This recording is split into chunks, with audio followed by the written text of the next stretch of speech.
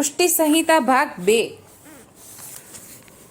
પાના નંબર 131 એમાં મોરારદાસ સેંદરડાવાળા ઠાકોરજીને પ્રશ્ન પૂછે છે, ભેટ ધરવાના પ્રકાર કેટલા છે એ સમજાવવા કૃપા કરો, જેથી જીવને પ્રાપ્ત થાય અને તે સર્વના ધ્યાનમાં રહે, જેથી ભાવનાની શુદ્ધતા આવે તે પ્રકાર કહો. ત્યારે શ્રીજીએ કહ્યું, પ્રથમ કૃષ્ણાવતારમાં ગોપીજનોથી સ્નેહનું દાણ લીધું. એટલે ઠાકોરજીએ દાણ લીધું હતું એ વાતનો અહીંયા ઉલ્લેખ કરે છે કે ગોપીજનોથી સ્નેહનું દાણ લીધું અને ગોપીજનોનું કાર્ય સિદ્ધ થયું અને તે જ ગોપીજનોને વચન આપ્યું. તે બધા તમો પ્રજમાં પ્રગટ થયા છો.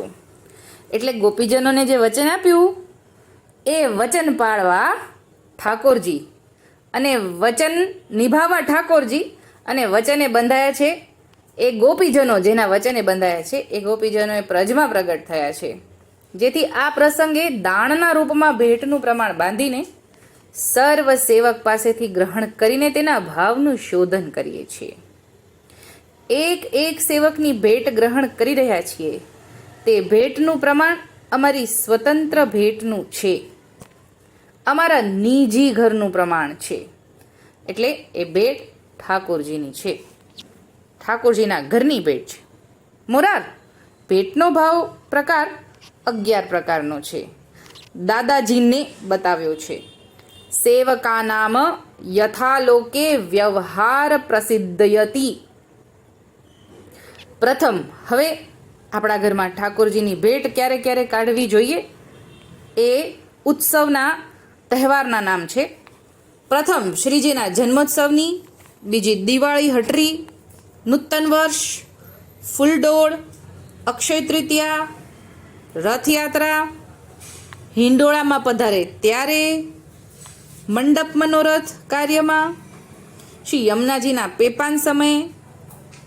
એટલે આ આખું વાક્ય છે કે મંડપ મનોરથ કાર્યમાં શ્રી યમુનાજીના પેપાન સમયે, બાળકનો જન્મ થતાં, નામકરણ, શરણદાન પામે ત્યારે, એટલે કે જ્યારે જન્મ થાય ત્યારે નામકરણ વખતે પણ, શરણદાન પામે ત્યારે, અંત સમયે ત્યારે પણ ભેટ કાઢવાનો પ્રકાર છે.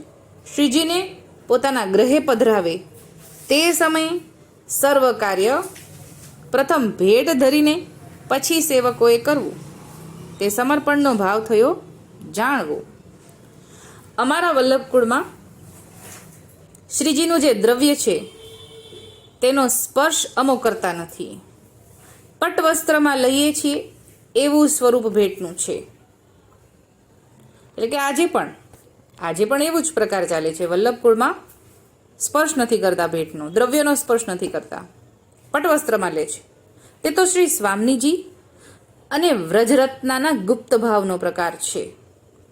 તેથી તે ભાવનો અંગીકાર શ્રીજી વિના કોઈ કરી શકે નહીં. કરે તો મહાઅપરાધી થાય. એટલે કે સ્પર્શ કરવો પણ એ અધિકાર લીધો એવો ભાવથી વલ્લભકુળ બાળકો તો એને સ્પર્શ પણ નથી કરતા. કેમ કે એ તો સ્વામીનીજી અને વ્રજરત્નાના ગુપ્ત ભાવનો પ્રકાર છે. એટલે એ ભાવનો તો અંગીકાર ઠાકોરજી વિના કોઈ ન કરવો જોઈએ, એટલે સ્પર્શ પણ નથી કરતા.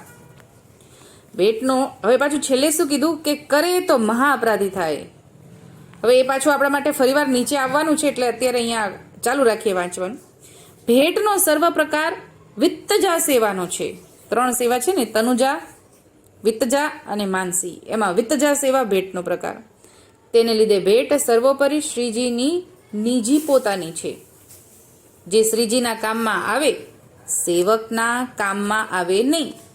એટલે કે જે કાંઈ પણ ભેટ આપણે કાઢી છે એ ભેટ ઠાકોરજીની છે, ગોકુળની છે, ઠાકોરજીના ઘરની છે. હવે આગળ સમજાવે છે કે અમોએ જે સેવન તમોને પધરાવી આપ્યું છે, એટલે કે આપણા ઘરના ઠાકોરજી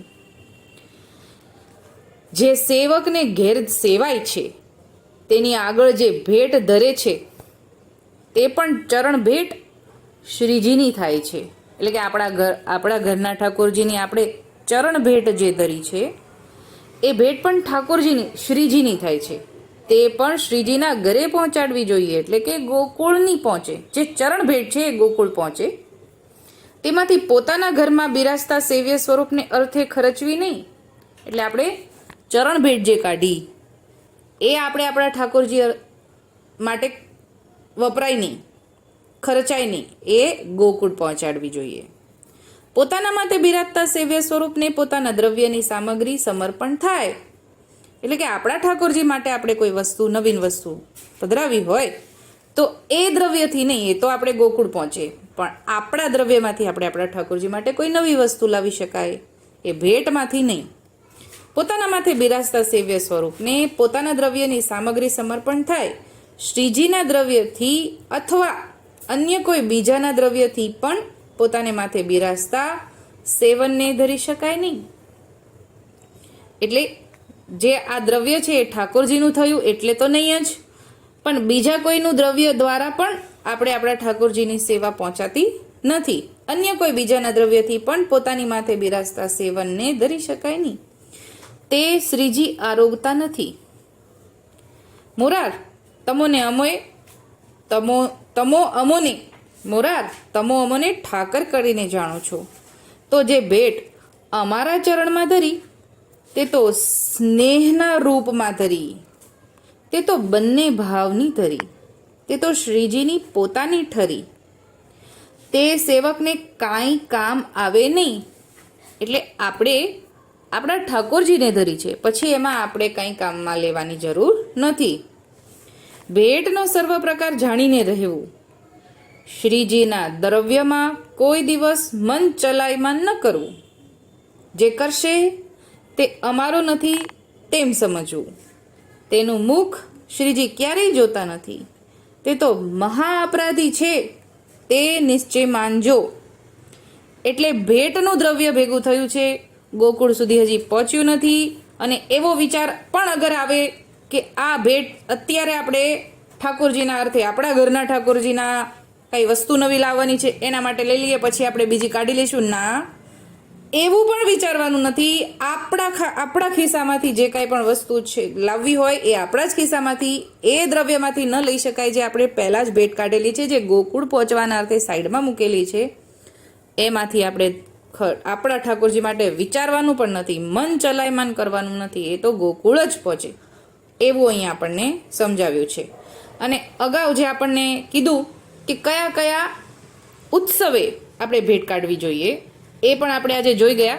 એ ઓડિયોના શરૂઆતમાં આપણે જોયું. આપણને ગમે ત્યારે એ મળે તો વારંવાર આપણે શરૂઆતમાં આપણને સાંભળી શકાય. પણ વાંચવું હોય તો પાના નંબર 131 પુષ્ટિ સંહિતા ભાગ 2. અત્યારે આટલું જ બોલીને મારી નાની વાતની વિરામ આપું છું.